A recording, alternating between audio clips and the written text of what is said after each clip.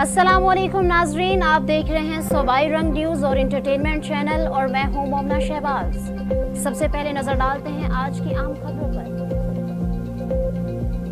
अब रुख करते हैं सरगोदा का, जहां गुलाम अकबर की रिपोर्ट के मुताबिक सरगोदा थाना फैक्ट्री एरिया पुलिस का महकमा सेहत की इमारत पर छापा।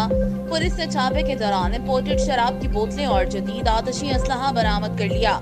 टीबी कंट्रोल प्रोग्राम के इंचार्ज ने दोस्तों के हमरा शराब की महफिल सजा रखी थी। पुलिस ने कार्रवाई करते हुए फैसल, नवीद, तैयब और काशिफ को गिरफ्तार कर लिया। गिरफ्तार मुलजिमान से शराब की बोतलें और नाजायज असलहा बरामद। पुलिस ने गिरफ्तार मुलजिमान के खिलाफ शराब नोशी और नाजायज असलहा रखने की दफात के तहत मुकदमा दर्ज करके ज़ाब्ते की कार्रवाई का आगाज कर दिया।